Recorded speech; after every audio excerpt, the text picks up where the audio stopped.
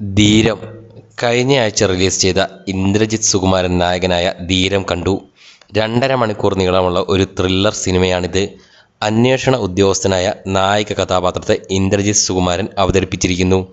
കോഴിക്കോട് ഏരിയയിൽ നടക്കുന്ന കൊലപാതക പരമ്പരയുടെ ചുരുളഴിക്കുന്ന ഇൻവെസ്റ്റിഗേഷൻ ത്രില്ലർ ചിത്രമാണിത്. 4 ചെറുപ്പക്കാർ നിശ്ചിത ഇടവേളകളിൽ കൊല ചെയ്യപ്പെടുന്നതും കില്ലർ സംഭവ സ്ഥലങ്ങളിൽ ചില സൂചനകൾ മനഃപൂർവ്വം ഉപേക്ഷിക്കുന്നതും ചിത്രത്തിൽ കാണിക്കുന്നു. അതിൻ്റെ ചുവട് പിടിച്ച് ഇന്ദ്രജിത്തും ടീമും കുറ്റവാളിയെ കണ്ടെത്തുവാൻ ശ്രമിക്കുന്നതാണ് ഒന്നാം പകുതി. ഇൻ്റർവെൽ ബ്ലോക്കിൽ ഒരു ചെറിയ വഴിത്തിരിവിൽ സിനിമ വിശ്രമിക്കുന്നു. അതിനുശേഷം ലഭിക്കുന്ന ആളിൽ നിന്നും കൂടുതൽ വിവരങ്ങൾ റിവീൽ ചെയ്യപ്പെടുകയും മെയിൻ കുറ്റവാളിയിലേക്ക് അന്വേഷണ സംഘം എത്തിച്ചേരുകയും ചെയ്യുന്നു. ഒടുവിൽ മറ്റൊരു ടെയിൽ എൻഡ് കൂടി ഇട്ട് പടം ഫുൾ സ്റ്റോപ്പ് ഇടുന്നു.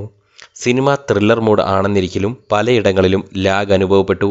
ചില രംഗങ്ങളിൽ കുറച്ച് അപാകതയും ലോജിക്കിൻ്റെ ഒരു പ്രശ്നവും പേഴ്സണലി തോന്നി. ധീരത്തിൽ അത്യാവശ്യം വയലൻസ് രംഗങ്ങളും ക്രൂരതയും ഒക്കെ തുറന്നു കാണിക്കുന്നുണ്ട്. അതുകൊണ്ട് തന്നെ സിനിമ അഡൽസൊള്ളി വിഭാഗത്തിൽ ആണ്. മൊത്തത്തിൽ ഒരു ഡാർക്ക് മൂഡിലുള്ള സിനിമയുടെ ബാക്ക്ഗ്രൗണ്ട് സ്കോർ നന്നായിരുന്നുവെങ്കിലും ചില രംഗങ്ങളിൽ കട്ടി കൂടിപ്പോയതായി അനുഭവപ്പെട്ടു. ഇന്ദ്രജിത്ത് സുകുമാരൻ തൻ്റെ സ്വതസിദ്ധമായ ശൈലിയിൽ കഥാപാത്രത്തെ നന്നാക്കി. ദിവ്യ പിള്ളയും റബേക്കയും അജു വർഗീസും നിഷാം സാഗറും സാഗർ സൂര്യയും ശ്രീജിത്ത് രവിയും ഒക്കെ സിനിമയിൽ അവരവരുടെ വേഷങ്ങൾ ഭംഗിയായി ചെയ്തു. കോഴിക്കോടിൻ്റെ ചില ഭാഗങ്ങൾ ചിത്രത്തിൽ ഹൈലൈറ്റ് ചെയ്ത് കാണിക്കുന്നുമുണ്ട്.